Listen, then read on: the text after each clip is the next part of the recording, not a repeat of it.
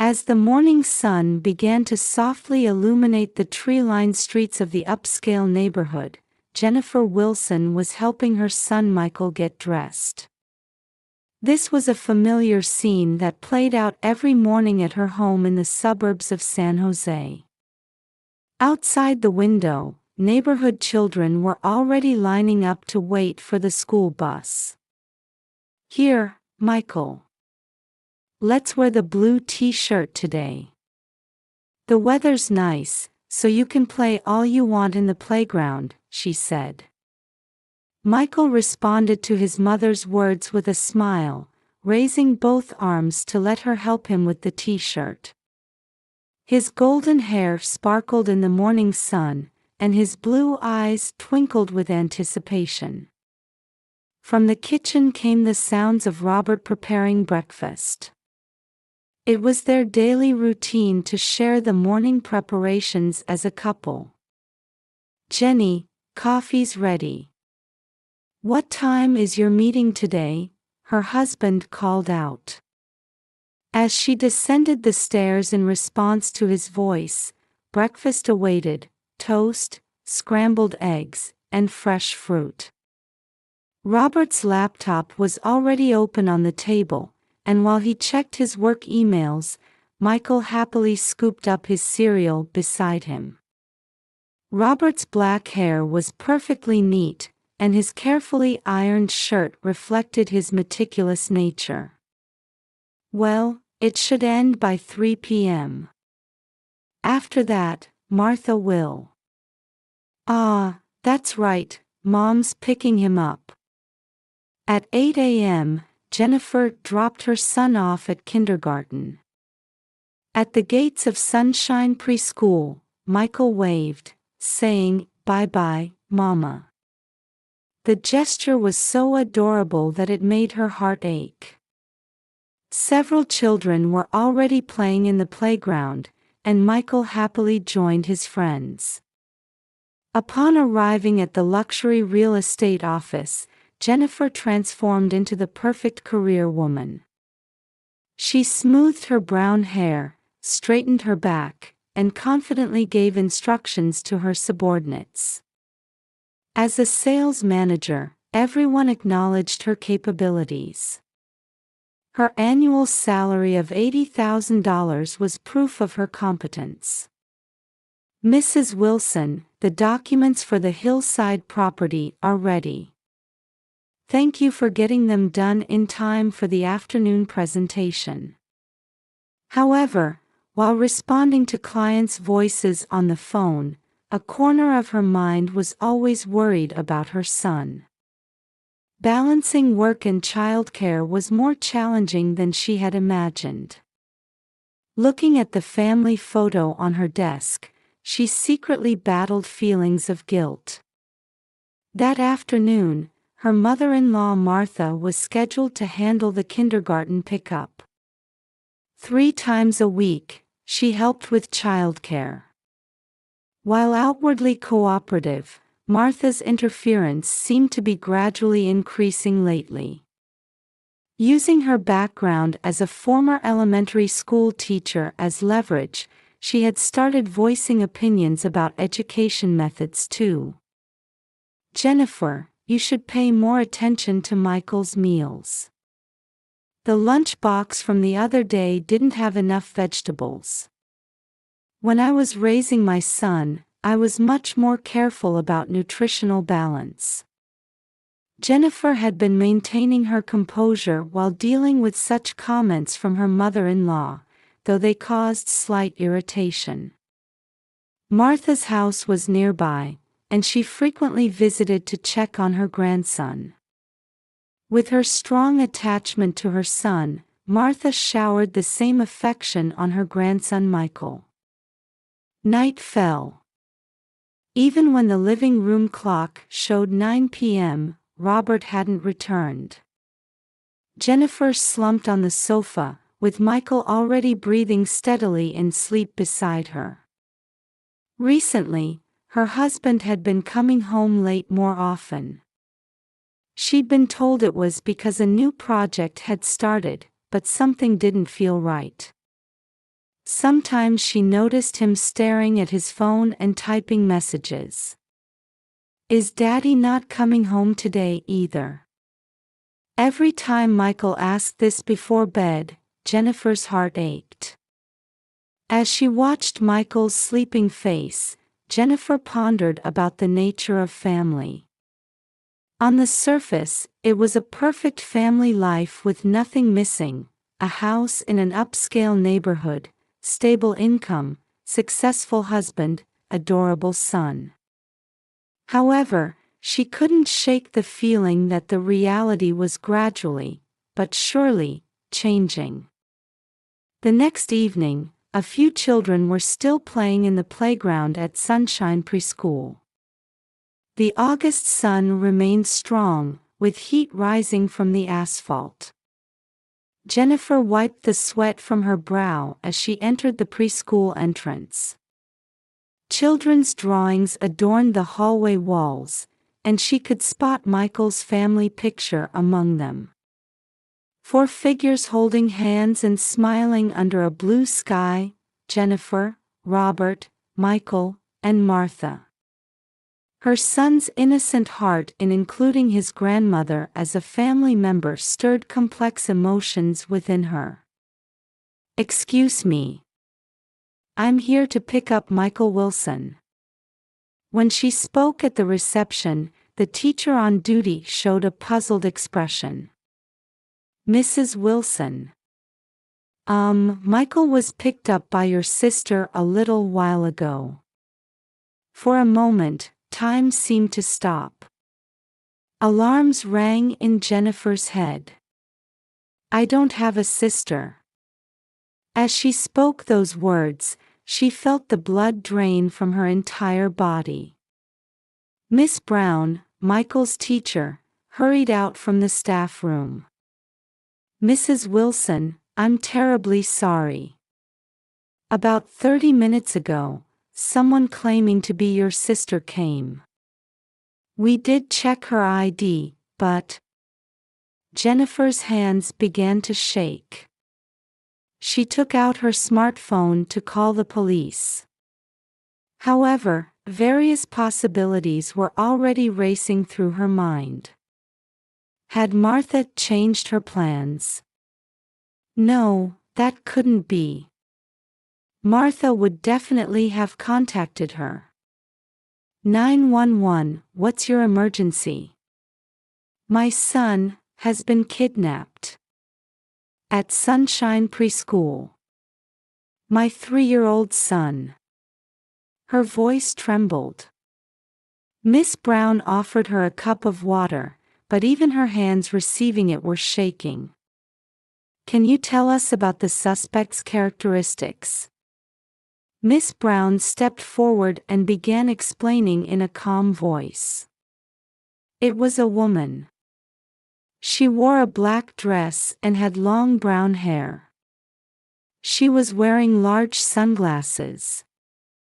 As she listened to this description, an unsettling feeling grew within Jennifer. Those characteristics seemed familiar somehow. Security cameras. We have them at the main gate and parking lot. We can check them right away. The principal led them to the room with security camera monitors. The screen clearly showed a woman in a black dress leading Michael by the hand. Michael showed no signs of resistance, rather, he seemed to be happily skipping along with the woman. That sight made Jennifer's chest tighten. Was it someone he knew?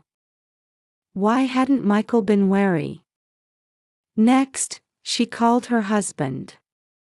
But Robert's cell phone wouldn't connect. As she listened to the voicemail switch over, her anxiety increased. Robert, call me back immediately. Michael. Michael's been taken. Just after leaving the message, she heard police sirens approaching.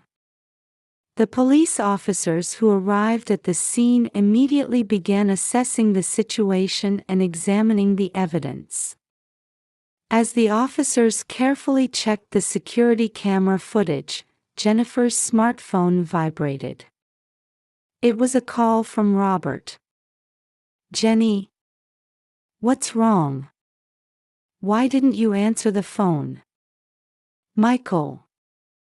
Michael's been kidnapped. Someone pretending to be my sister took him from preschool."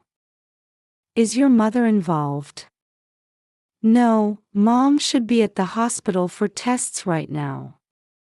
I'll head over right away." After hanging up, anxiety surged again. There was something off about her husband's voice. It seemed too calm. Why wasn't he more agitated? A police officer approached. "We're tracking the car seen on the security cameras. It's a silver Toyota Camry. However, we're considering the possibility that the license plate might be fake." Jennifer called her mother-in-law Martha. "Martha. Michael. Jennifer. What's wrong? Your voice is shaking. Michael's been kidnapped. Where are you?" "I'm at the hospital." "But kidnapped, that can't be." "I'll come right away." Something felt wrong about that conversation too. Martha's voice, supposedly at the hospital, seemed to be coming from somewhere with a different atmosphere. After a while, Robert finally arrived at the preschool. By then, an investigation headquarters tent had been set up, and the intense investigation was ongoing. Robert embraced his wife and spoke to her. However, that warmth felt slightly different from usual. The next morning, San Jose was enveloped in an unusual atmosphere. Local news unanimously reported on Michael's kidnapping case, repeatedly broadcasting the image of the woman captured on security cameras. Several news vehicles had already stationed themselves around Sunshine Preschool. The female suspect was wearing a black dress, had long brown hair, and was wearing large sunglasses. She reportedly left the scene in a silver Toyota Camry. The morning news anchor's voice echoed in Jennifer's hotel room. On police advice, she had spent the night in this hotel instead of at home. After a sleepless night, dark circles were etched under her eyes. A call came in from the investigation headquarters. "Mrs. Wilson, we have new information. The suspect's vehicle was captured on a gas station security camera an hour after the incident, in the suburbs of San Jose. However, its whereabouts after that are unknown." Detective Thompson from the Criminal Investigation Division calmly related the facts. Behind him, various pieces of information were being posted on a large investigation board. Timeline, witness information, photos of related persons. And Michael's smiling photo was placed in the center. The perpetrator was clearly methodical. Usually in such cases, some kind of demand comes in. Jennifer shook her head at those words. "There's been no contact yet. No ransom demand." At 10 a.m., new information arrived at the investigation headquarters. A security camera about a kilometer from the preschool had captured the suspect's vehicle from a different angle. It also showed a woman sitting in the passenger seat. Detective Thompson's expression changed. "Mrs. Wilson, do you recognize this woman?" Jennifer caught her breath when she saw the footage. It looked familiar. However, she couldn't immediately remember who it was. Later, Suspicious numbers were found in Robert's cell phone call history. There had been frequent calls to the same number over the past month. "We'll investigate this number." A police investigator immediately turned to his computer. Meanwhile, Jennifer observed her husband's behavior. Robert was clearly unsettled, checking his cell phone repeatedly. I need to make a call outside." "I'm sorry, but please refrain from using cell phones at this time." At Detective Thompson's calm voice, Robert swallowed his words.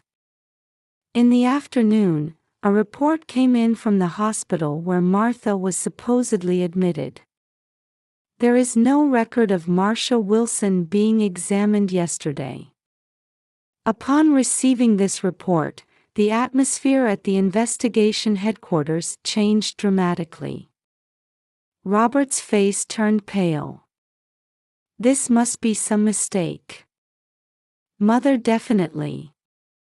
"Did you confirm with the hospital yourself?" "No, Mother called and..." By evening, decisive evidence was found. A receipt from the gas station where the suspect's vehicle was last seen.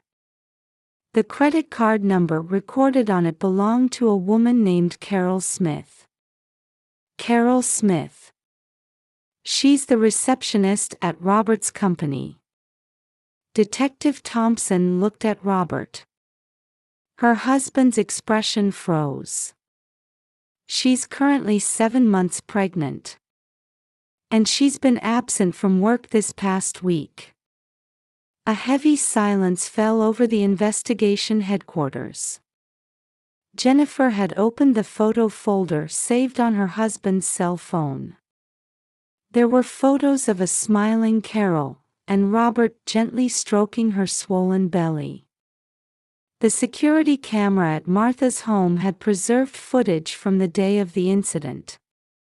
A woman in a black dress leaving the house with Martha. And following behind, Martha carrying a large trunk.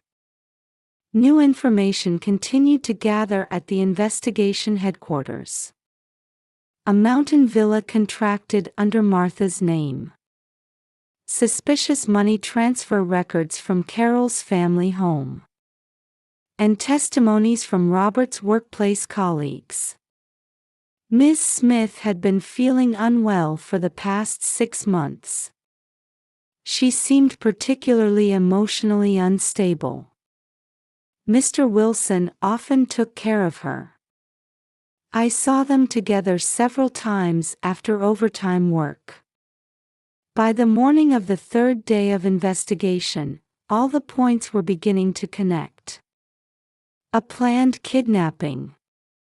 Fabricated hospital tests. And a hidden affair. The whiteboard at the investigation headquarters depicted intricately intertwined human relationships. "We found a villa in the suburbs under Carol Smith's father's name."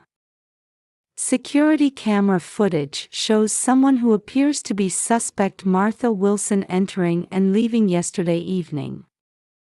There was no hesitation in Detective Thompson's voice. "Rapid response team, prepare." The Special Forces team members gathered at the investigation headquarters were attending their final strategy meeting. All were wearing bulletproof vests and equipped with night vision devices. It was already dark outside, the optimal time to approach the mountain villa. "The target building is at this location." The operation chief continued his explanation while pointing at satellite photos displayed on a large screen. "It's a 2-story building. Living room and kitchen on the 1st floor, 3 bedrooms on the 2nd floor. We've secured an entry route through the back door. Power supply is independent, and can be cut off externally if necessary." Detective Thompson stepped forward. Currently, there are at least 3 people in the building. Suspects Martha Wilson and Carol Smith, and the hostage, Michael Wilson. However, we need to consider the possible presence of suspect Robert Wilson. At those words, Jennifer's body trembled as she sat in a corner of the room. She still couldn't accept the reality of her husband being called a suspect. We've confirmed that suspect Martha Wilson's car arrived at the villa 15 minutes ago. Carol Smith's vehicle hasn't moved since yesterday. The operation chief continued. As a point of caution, suspect Carol Smith is 7 months pregnant. She's likely in an extremely tense state and may act unpredictably. Also, there are signs of surveillance cameras installed in the building, so our approach may be detected from outside. At 11:30 p.m., the operation began. The Special Forces vehicles advanced along the mountain road with their headlights off. All communications were conducted by radio with strict encryption. As they approached the villa, light could be seen leaking from the windows. The bluish glow of a television flickered in one room on the second floor. Without the radio breaking up, the team's deployment proceeded. Real-time footage was continuously sent to the investigation headquarters. The thermal imaging camera captured 4 human shapes. One was clearly child-sized. At midnight, with the operation chief's signal, actions began simultaneously. First, power to the building was cut.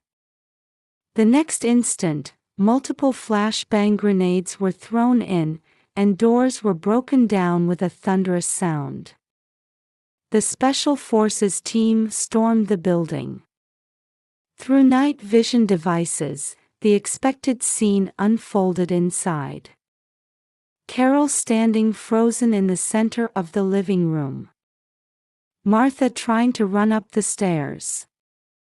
And Michael sleeping in a second-floor bedroom.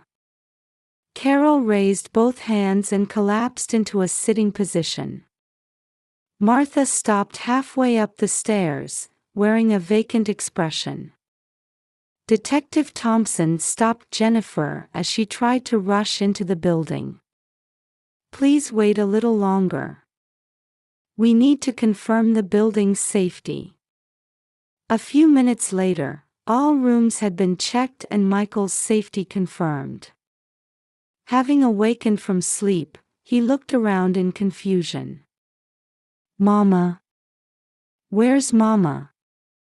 Upon hearing that voice, Jennifer broke free from the police restraint and ran up the stairs. Upon seeing his mother, Michael burst into tears and clung to her. "It's all right now, everything's all right. Mama's here." Downstairs, Carol began speaking in a trembling voice while accompanied by a police officer. "We thought we could make a new family for the baby. Robert, he promised me. But the divorce talks weren't progressing." Martha also began giving her statement to another police officer. "That child is my precious grandson. Jennifer has no right to raise him. She's always working." Robert arrived at the villa. Having been informed that an arrest warrant had been issued for him, he was arrested without resistance. "I planned everything. Taking Michael away, starting a new life with Carol." By dawn, the full picture of the incident had become clear. The affair between Robert and Carol that began a year ago. Robert's panic when Carol's pregnancy was discovered. And Martha, who joined the plan due to her excessive attachment to her grandson. The kidnapping procedure was perfectly planned. Detective Thompson continued his explanation. Suspect Martha contacted the preschool in advance to inform them of a fictitious sister's visit. Suspect Carol used forged identification. And suspect Robert created an alibi by pretending to be at work. The villa was purchased a month ago under Carol's father's name. On the fourth morning, Michael underwent hospital examinations. Fortunately, there was no physical harm. However, the psychological counselor pointed out the need for long-term care. This could be a major trauma for a 3-year-old. Especially the fact that his trusted grandmother was involved. The next day, a press conference was held. In front of numerous reporters, the police chief explained the details of the case. The victim, Michael Wilson, has been safely rescued and is currently staying in a secure location with his mother, Jennifer Wilson. The 3 suspects have been arrested, and preparations for prosecution are underway. Further shocking facts came to light during subsequent interrogations. Martha had even planned to have Robert get custody of Michael after the divorce and raise him with Carol. "We were going to recreate a perfect family." Martha's testimony revealed the depth of her distorted maternal love. A week after the incident, preliminary hearings began. Robert and Carol were expected to be charged with kidnapping, while Martha faced conspiracy charges. Seeing the 3 of them in court, Jennifer was overwhelmed with mixed emotions. "How am I going to explain this to my son?" The child psychologist answered her question quietly. "Take it slowly, one step at a time. What's important is creating an environment where Michael feels safe and loved." 6 months after the incident, at the San Jose District Court, a heavy atmosphere hung over the courtroom as sentences were about to be pronounced. For the defendant Robert Wilson, on charges of kidnapping, false statements, and conspiracy, "I hereby sentence you to 3 years in prison." The judge's voice echoed through the silent courtroom. Robert hung his head deeply, his shoulders trembling. For the defendant Carol Smith, on charges of kidnapping and false statements, "I hereby sentence you to 8 years in prison."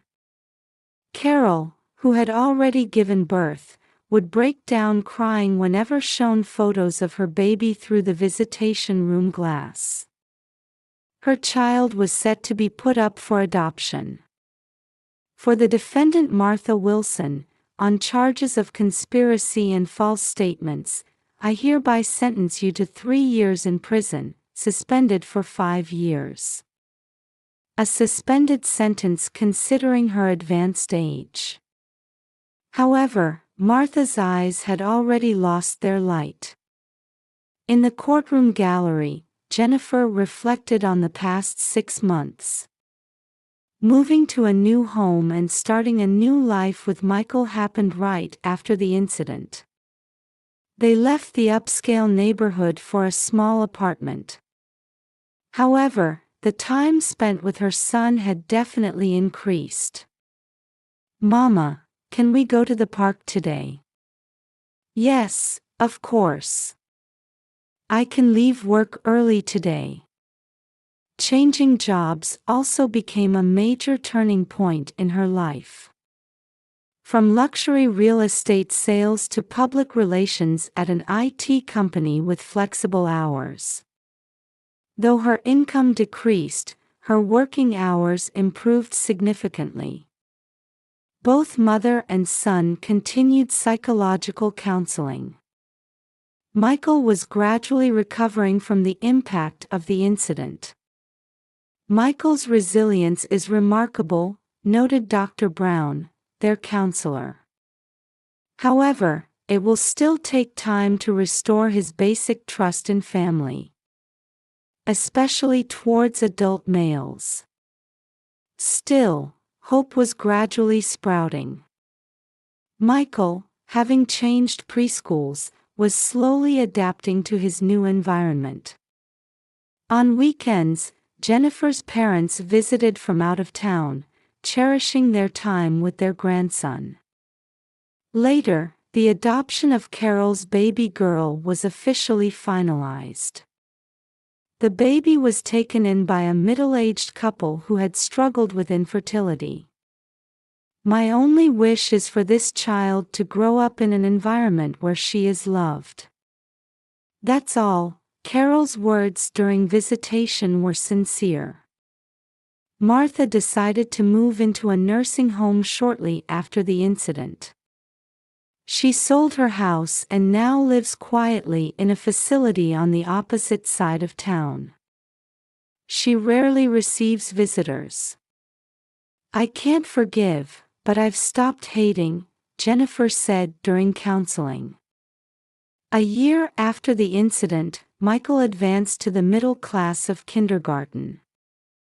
On observation day, Jennifer smiled at her son's growth.